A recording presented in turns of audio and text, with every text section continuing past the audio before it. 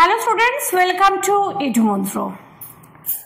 তোমরা জানো সামনেই তোমাদের মিসলেনিয়াসের পরীক্ষা আছে, তো সেই কথা মাথায় রেখে আমরা বেশ কিছু গ্রামার সেশন নিয়ে আসছিলাম। সেই গ্রামারের সেশনের মধ্যে আজকে যে বিষয়টা আছে সেটা হলো এক কথার প্রকাশ বা বাক্য সংকোচন। এটা পড়ানোর আগে একটু তোমাদের বলতে হবে যে এক কথায় প্রকাশ বা বাক্য সংকোচন কাকে বলে। দেখো, আমরা যখন ছোটবেলায় গ্রামার পড়েছি স্কুলে, তখন সেই সময় এই বাক্য সংকোচন বা গ্রামারটা আমরা পড়ে এসেছি সকলেই। এবং এই বাক্য সংকোচন বা এক কথায় প্রকাশ আমরা কিন্তু প্রতিদিন বিভিন্ন ক্ষেত্রে কথার মধ্যে ব্যবহার করি। কিন্তু যেটা সমস্যা হয়েছে, যখন সেটা আমাদের বলতে বলা হয় যে তার পুরো ফুল ফর্মটা কি, অথবা যখন আমাদের বলা হয় যে একে কি বলা হয় এক কথায়, তখন অনেক সময় আমরা এটা গুলিয়ে ফেলি। তো সেই কারণবশত আমাদের অনেক সময় কি হয়, আরেকটু পরিমার্জনের দরকার। অর্থাৎ যেগুলো আমরা জানি, যা আমরা জানি, সেগুলো যখন আমাদের সেই বিষয়গুলোর ওপর যখন পলি পড়ে গেছে, সেই পলিটাকে একটু সরানোর দরকার। তার জন্যেই আমাদের এই সেশনসগুলো। চলো দেখে নেওয়া যাক আজকে আমাদের কি কি আছে। তাহলে প্রথম আমরা যেটাতে পড়বো সেটা হচ্ছে বাক্য সংকোচন কাকে বলে। তাহলে একাধিক কথায় প্রকাশিত কোনো ভাবকে প্রয়োজন মতন একটি শব্দে প্রকাশ করার নাম হচ্ছে বাক্য সংকোচন। অর্থাৎ একাধিক কথায় যেখানে আমরা বলতে চাইছি না, এক কথায় যেখানে আমরা বলতে চাইছি, যে কথাটাকে এক কথায় আমরা বলতে চাইছি, সেরকমকে তখন আমরা সেক্ষেত্রে এই বাক্য সংকোচন বা এক কথায় প্রকাশে ব্যবহার করব। অর্থাৎ যদি আমরা বলি কোকিলের ডাক, এই কোকিলের ডাককে এক কথায় কিন্তু একটা নাম আছে, সেটা হচ্ছে কুহু। তাহলে যদি বলা হয় কুহু স্বর শোনা যাচ্ছে, তাহলে এক্ষেত্রে আমরা এক কথাতেই বুঝতে পারবো যে কুহুস্বর মানে কোকিলের ডাক। সুতরাং কোকিলের ডাক মানেই হচ্ছে কুহুস্বর। এই কোকিলের ডাককে কিন্তু যদি কাকের ডাক বা চড়াই পাখির ডাক বা অন্য যে কোনো ডাকের সঙ্গে কিন্তু এই কুহুস্বরটা যাবে না। সুতরাং কুহুস্বর মানেই হচ্ছে কিন্তু কোকিলের ডাক। ঠিক এই রকম ধরনের যে বিষয়গুলো, যেগুলো আমরা কিন্তু সবাই জানি এবং ব্যবহারও করি কার্যক্ষেত্রে, তবে হয়তো কি হচ্ছে যে কাকে কোনটা বলে সেটা অনেক ক্ষেত্রে আমরা ভুলে গেছি বা মনে থাকে না বা কার্যক্ষেত্রে মনে পড়ে না, সেগুলোকে আমরা একটু দেখে নেব। চলো আজকে তাহলে কি কি আমরা বলতে পারি। প্রথম যেটা হচ্ছে খেয়া পার করে যে, যিনি খেয়া পার করেন তাকে বলা হয় পাটুনি। ঠিক আছে, খেয়া পার করে যে পাটুনি, অর্থাৎ মাঝি যাকে বলা হয়। এবার মাঝি কথাটার ক্ষেত্রে কি হয় যে যিনি মাঝি তিনি নৌকা চালান, যিনি নৌকা চালান তাকে বলা হয় মাঝি। কিন্তু যদি যিনি শুধুই মাত্র খেয়া পারাপার করেন, অর্থাৎ এপার থেকে ওপারে শুধু খেয়া পারাপার করেন এবং পারাপারের ক্ষেত্রে যিনি নৌকাতে ব্যবহার করেন, তাকে বলা হয় কিন্তু পাটুনি। এখানে খেয়াল রাখতে হবে, যদি বলা হয় যে নৌকা চালনা করেন যিনি, তিনি কিন্তু মাঝি। আর যিনি শুধুমাত্র খেয়া পারাপার করেন, অর্থাৎ এপার থেকে ওপারে যাত্রী সাধারণ বা অন্যান্য বিভিন্ন জিনিসকে নিয়ে যান, তাকে বলা হয় কিন্তু পাটুনি।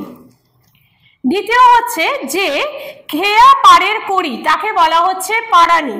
অর্থাৎ খেয়া পার করার জন্য আমরা যে টাকাটা দিই, যে পয়সাটা দিই বা টাকাটা দিই, টাকা তো মানে আগে যে সময়টার কথা বলা হয়েছে, সেই সময় এই খেয়া পারাপার যে সময়টা হতো, সেখানে খুব মিনিমাম একটা খুচরো পয়সার বিনিময়ে এই পার হতো।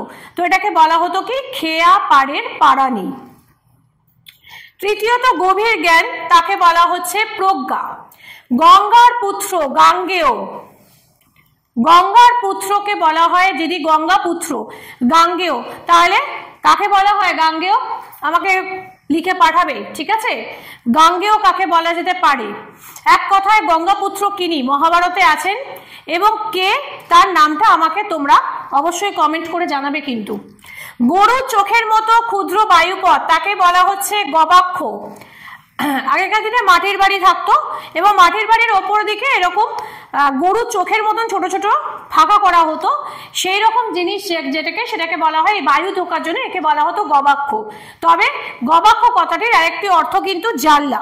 কিন্তু গবাক্ষ কথাটার একমাত্র অর্থ কিন্তু এটা যে গরুর চোখের মতো যদি হয় তাকে বলা হয় গবাক্ষ। তবে জাল্লার ক্ষেত্রেও এই গবাক্ষ কথাটি কখনো কখনো ব্যবহার করা হয়। গরুর পায়ের চিহ্নিত স্থান গোষ্পদ। গ্রন্থ শেষে কবির নাম এবং রচনাকারের উল্লেখ পুষ্পিকা।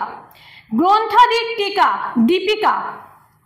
যাদের নাম পুষ্পিকা বা দীপিকা তাদের নামের মানেগুলো জেনে রাখো।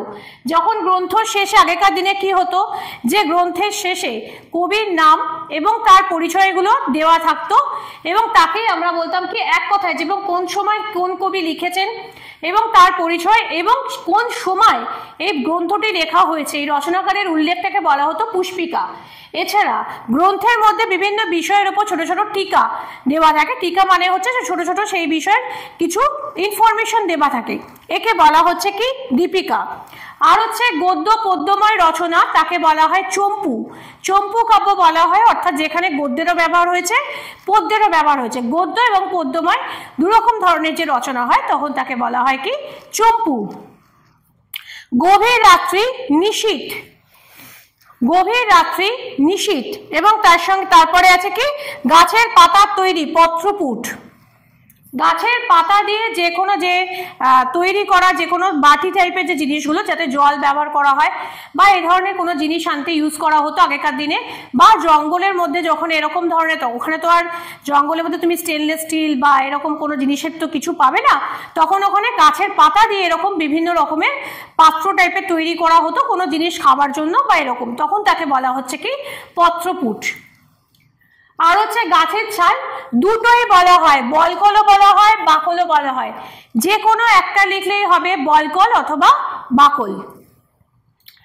গণপতির উপাসক গানপত্য, গমন করার ইচ্ছা জিগমিষা, গভীর জলপূর্ণ স্থান দহ, গাভীজাত দ্রব্য গব্য, ঘোড়ার ডাক রেশা। দেখো একটু আগে আমি তোমাদের কোকিলের ডাক নিয়ে বলছিলাম, ঠিক তেমনি ঘোড়ার ডাককে বলা হয় কি রেশা। ঘোড়ার ঘাস কাটে যে সে হচ্ছে ঘেষেরা, তাহলে শুধুমাত্র যে ঘাস কাটে যে তাকে কিন্তু আমরা ঘেষেরা সেখানেও বলা যেতে পারে, কিন্তু ঘোড়া স্পেশালি ঘোড়ার জন্য যে ঘাস কাটা হয় তাকে বলা হয় এক কথায় ঘেষেরা। চোখে দেখা যায় যা চাক্ষুষ, চিরকাল ধরে যা চলছে চিরন্তন, চিবিয়ে খাবার উপযুক্ত চব্য। একটা কথা আমরা বলে থাকি যে কোনো যে জিনিস আমরা গেলাম বিয়ে বাড়িতে, খুব ভালো করে চব্য চুষ্য লেজ্জ পেয়েও খেয়ে এলাম। এই চব্য মানে কি যেটা আমাদের চিবিয়ে খেতে হয়, সেই যে ধরনের খাবারকে বলা হয় চব্য, ঠিক আছে। চুষ্য মানে হচ্ছে যেটা চুষে খেতে হয় সেটা হচ্ছে চুষ্য, চব্য চুষ্য যেটা চেটে খেতে হয় তাকে বলা হয় লেজ্জ, আর যেটা পান করতে হয় সেটা হচ্ছে পেয়। চব্য চুষ্য লেজ্জ পেয়, ঠিক আছে। চার রকম, এখানে চব্যটাই আমি দিয়েছি, চিবিয়ে খাবার উপযুক্ত যে জিনিসটা চিবিয়ে খেতে হয়, ঠিক আছে, তাকে বলা হয় চব্য। চলছে যা, দুটোই হয়, চলন্তও হয় চলিষ্ণুও হয়, যে কোনো একটা ব্যবহার করতে পারো, চলন্ত বা চলিষ্ণু। চোখের কোণ তাকে বলা হচ্ছে অপাঙ্গ, আমরা বলি অপাঙ্গে দৃষ্টিপাত। অপাঙ্গে দৃষ্টিপাত মানে হচ্ছে কি চোখের কোণ দিয়ে দেখা। আর একটা ভাষা হয়, অনেকে এখানে একটু গুলিয়ে ফেলো, কটাক্ষপাত। কটাক্ষপাত এবং অপাঙ্গ দৃষ্টি।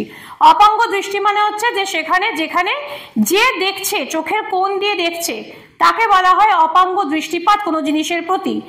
আর যখন আমরা কোনো কিছু আর চোখে দেখি তখন তাকে বলা হয় কটাক্ষ দৃষ্টিপাত, ঠিক আছে। দুটোর মধ্যে কিন্তু হালকা পার্থক্য রয়েছে। চৈত্র মাসে উৎপন্ন চৈতালি, 34 অক্ষরের স্তব 34। অর্থাৎ আমাদের যে বর্ণমালা আছে সেই বর্ণমালায় যে 34টা অক্ষর আছে, এই প্রত্যেকটা অক্ষর দিয়ে অর্থাৎ ক থেকে নিয়ে শুরু করে অ থেকে নিয়ে শুরু করে অ আ হ্রস্বই দীর্ঘ এইভাবে থেকে নিয়ে ক খ গ দিয়ে মোট 34টা অক্ষর দিয়ে যে দেব অথবা দেবতা অথবা দেবীর যে স্তব করা হয় তাকে বলা হয় চৌতিসা, চৌতিসা স্তব। চতুর্দশপদী কবিতা সবাই তোমরা জানো, সনেট মাইকেল মধুসূদন দত্তের বিখ্যাত সনেট, তিনি নিয়ে এসেছিলেন এখানে অমিত্রাক্ষর ছন্দ 8+6, এই ভাগটাকে ভেঙে তিনি 8+6 14 অক্ষরের অমিত্রাক্ষর ছন্দ করেছিলেন। এই 8+6 যে ভাগটা সেটাকে বলা হচ্ছে কি সনেট। চুষে খাবার যোগ্য, চোষ্য বা চুষ্য, একটু আগে বলেছি তোমাদের চব্য চুষ্য লেজ্জ পেয়। দেখো এখানে আমি পরের দিকে দিয়েছিলাম চুষে খাবার যোগ্য, চোষ্য অথবা চুষ্য, যে কোনো একটা লিখলেই হবে। চলছে এমন চিত্র চলচ্চিত্র, অর্থাৎ আমরা যে সিনেমা দেখতে যাই অর্থাৎ সেই সিনেমার ক্ষেত্রে আমরা কি দেখি যে সেটা চলছে অর্থাৎ মুভ করছে, এরকমকে বলা হচ্ছে কি চলচ্চিত্র। আচ্ছা, এবার চলে আসবো আমাদের একটু অন্য বিষয়। দেখো, পড়াশোনার যারা করছো, যারা এই সরকারি চাকরি পাওয়ার জন্য বিভিন্নভাবে পড়াশোনা করছো, তাদের জন্য কিন্তু এডু মন্ত্র নিয়ে এসছে বেশ কিছু সুবিধা। তার মধ্যে একটা হচ্ছে মিসলেনিয়াসের আমাদের ক্লাস কিন্তু শুরু হয়ে গেছে এবং খুব দেরি নেই তোমাদের পরীক্ষা। যারা এখনো ভাবছো যে পড়াশোনা করব বা কোথাও ভর্তি হব, তারা কিন্তু একদম দেরি করো না। স্ক্রিনে আমাদের যে নাম্বার দেওয়া রয়েছে সেই নাম্বারে ঝটপট ফোন করো। অ্যাফোর্ডেবল প্রাইস, মান্থলি ফিস এবং তোমাদের একদম খুব ভালোভাবে প্রত্যেকটা বিষয়ের আলাদা আলাদাভাবে গাইডেন্সের ব্যবস্থাপনা করা হয়েছে। কাজেই একদম দেরি কিন্তু করো না, ঝটপট আমাদের এখানে ফোন করো। আমাদের এক্সিকিউটিভস রয়েছেন, তোমাদের এই ব্যাপারে আরো সাহায্য করবেন। শুধু তাই নয়, তার সঙ্গে সঙ্গে দেখো WBCS মেন্স আছে, PSC আছে, এছাড়া যে বিভিন্ন রকমের রেল, ব্যাংক, বিভিন্ন যে পরীক্ষাগুলো হয়, সরকারি চাকরির যে পরীক্ষাগুলো, তা সেখানে সেই পরীক্ষাগুলোর মধ্যে কিন্তু একটা করে ল্যাঙ্গুয়েজ পেপার থাকে, অর্থাৎ বাংলা ইংলিশ ল্যাঙ্গুয়েজ পেপারস থাকে। এই ল্যাঙ্গুয়েজ পেপারগুলোতে কিন্তু তোমাদের খুব অসুবিধা হয় আমরা জানি। তাই যাদের এরকম ধরনের সমস্যা আছে তাদের কথা মাথায় রেখে আমরা কিন্তু একগুচ্ছ পরিকল্পনা নিয়ে এসেছি। পকেট ফ্রেন্ডলি ফিস এবং অ্যাফোর্ডেবল প্রাইসের মধ্যে তোমাদেরকে এই ধরনের ক্লাসগুলো প্রোভাইড করা হচ্ছে। অনলাইন এবং অফলাইন দুরকমই ক্লাস কিন্তু রয়েছে, যেখান থেকে সারা পশ্চিমবঙ্গের যে কোনো জায়গা থেকে তোমরা কিন্তু এই ধরনের কোর্সগুলো করতে পারো এবং প্রত্যেকের জন্য স্পেশালি আলাদা আলাদাভাবে পার্সোনালভাবে আমরা অ্যাটেনশন দিই। সেই জন্য দেরি করবে না। যারা এখনো ভাবছো যে পড়াশোনাটা করব কিন্তু কিভাবে করব বুঝতে পারছি না, এক্ষুনি স্ক্রিনে দেওয়া নাম্বারে ফোন করো। আমাদের এক্সিকিউটিভসরা আছেন এ ব্যাপারে তোমাদের সাহায্য করবে। এডু মন্ত্রের টোটাল টিম তোমাদের সঙ্গে আছে, যাতে তোমরা পরীক্ষাতে খুব সহজেই সরকারি চাকরি পেতে পারো। তোমাদের সাফল্য আমাদের পরিচয়। চলো এরপরে আসছি আবার আমাদের ক্লাসে। 4 রাস্তার মিলনস্থল, এটা আমরা সবসময় বলে থাকি, তাই না? চৌরাস্তা, চৌরাস্তার মোড়ে দেখা হবে বা চৌরাস্তার মোড়ে দাঁড়াবো বাস ধরার জন্য, এরকম। এটাকে বলা হয় কি? 4 রাস্তার যে মিলনস্থল তাকে বলা হয় চৌরাস্তা। আর একটা দেখো, চক্রাকারে সজ্জিত সৈন্য, চক্রব্যূহ। বাহুবলী তো নিশ্চয়ই সবার দেখা আছে, সবাই দেখেছো এতদিনে, বাহুবলী সবকটা পার্ট দেখে নিয়েছো। বা এরকম ধরনের পুরনো যে কোনো সিনেমা যখন দেখতে যাবে তখন সেখানে এই চক্রব্যূহ কথাটা তোমরা শুনতে পারো। চক্রব্যূহ বিষয়টা হচ্ছে এই যে পরপর সৈন্যদেরকে নিয়ে যে একটা গোল করে বা বিভিন্ন শেপে যে সাজানো হয়, সৈন্য সাজানো হয়, সৈন্যদের দিয়ে যে সাজানো হয়, তখন তাকে বলা হচ্ছে কি? চক্রব্যূহ। অর্থাৎ এই চক্রব্যূহ এমনই একটা জিনিস যেখানে কোনো শত্রুপক্ষ যদি একবার ঢুকে পড়ে তখন সেই চক্রব্যূহ থেকে বেরোনোর রাস্তা জানা না থাকলে সে কখনোই বেরোতে পারে না। আমাদের মহাভারতে অভিমন্যু চক্রব্যূহতে ঢোকার রাস্তা জানতো কিন্তু বেরোনোর রাস্তা জানতো না। ঠিক আছে, এই হচ্ছে চক্রব্যূহ। ছন্দবদ্ধ পথ তাকে বলা হয় শ্লোক। দেখো এখানে একটু গুলিয়ে যাওয়ার সম্ভাবনা আছে। ছন্দবদ্ধ বাক্যকে বলছি আমরা শ্লোক, আর ছন্দবদ্ধ রচনাকে বলা হয় পদ্য। ঠিক আছে, যদি এরকম দেয় যে একটা বাক্য ছন্দবদ্ধ বাক্য, তখন কিন্তু সেখানে কবিতা লিখে আসা যাবে না বা পদ্য লিখে আসা যাবে না, তখন সেখানে কিন্তু আমাকে লিখতে হবে কি? শ্লোক। 6 মাস অন্তর, ষান্মাসিক। ছিন্ন বস্ত্র, চির। বানানটা দেখো খেয়াল করে, চয় দীর্ঘই র, চির। ঠিক আছে, চয় দীর্ঘই র, চয় হর্ষই র, চির। যদি এরকম করো তাহলে সেটা চিরদিন, এরকম একটা ব্যাপার থাকবে। কিন্তু চির হচ্ছে বানানটা চয় দীর্ঘই র, বানানটা কিন্তু গুলিয়ে যাওয়ার সম্ভাবনা ভীষণভাবে বেশি। সরানন, সরানন হচ্ছে কি? 6টি আনন যার। সরানন অর্থাৎ যার 6টি আনন। দশানন বলা হয় রাবণকে। সরানন কাকে বলা হয়? যা আমাকে বলবে, যারা আমার ভিডিও দেখছো তারা কিন্তু অবশ্যই আমাকে কিন্তু কমেন্ট সেকশনে জানাবে সরানন কাকে বলা হয়। দেখি, যদি না পারো তখন তো আমি বলেই দেব। জ্ঞানের ইচ্ছা বিবিৎসা, জানবার ইচ্ছা জিজ্ঞাসা। জ্ঞানের ইচ্ছা, ইচ্ছা যদি হয় তখন কিন্তু সেটা হচ্ছে বিবিৎসা, আর জানবার ইচ্ছা যেটা সেটা হচ্ছে জিজ্ঞাসা। ঠিক আছে, দুটোর মধ্যে কিন্তু পার্থক্য রয়েছে। জন্ম থেকে আজন্ম, জন্ম থেকে আজন্ম। ঠিক আছে, আজন্ম পর্যন্ত হয় না, জন্ম থেকে আজন্ম। জানু পর্যন্ত, আ জানু। জয় ঘোষক শঙ্খ, জয় শঙ্খ, অর্থাৎ যে শঙ্খ জয় ঘোষণা করে তখন তাকে বলা হচ্ছে জয় শঙ্খ। জলময় স্থান, অনুপ। জানা উচিত যা, জ্ঞেয়। জলের শব্দ, কল্লোল। জীবন ধারণের জন্য দেয় অর্থ, খোরপোশ। খোরপোশ অর্থ হচ্ছে যে জীবন ধারণের জন্য যখন কোনো টাকা কাউকে দেওয়া হয় তার জীবন ধারণ করার জন্য, তখন তাকে বলা হচ্ছে খোরপোশ। জল নিকাশের নালী, পয়ঃ প্রণালী, অর্থাৎ যেখানে জল নিকাশিত হয় সেটা হচ্ছে পয়ঃ প্রণালী। এই ছিল আজকের সেশন। কেমন লাগলো তোমাদের ভিডিও সেটা অবশ্যই কমেন্টে জানাবে। আরও যদি কোনো জানার থাকে, কোনো এনকোয়ারি থাকে, নিশ্চয়ই জানাবে। তার আগে যেটা করতে হবে, আমার ভিডিওটাকে লাইক করতে হবে আর তার সঙ্গে বন্ধুদের সঙ্গে শেয়ার করতে হবে। এবং এই ধরনের আরও অনেক ভিডিও পাওয়ার জন্য অবশ্যই এডুমন্ত্র চ্যানেলটিকে সাবস্ক্রাইব করে তার পাশে বেল আইকনটি প্রেস করে দাও, যাতে যে কোনো ভিডিও এলে তোমাদের কাছে সেটা প্রথম পৌঁছায়। আজকের জন্য এইটুকুনি, ফিরে আসবো খুব শিগগিরই অন্য কোনো ভিডিও নিয়ে।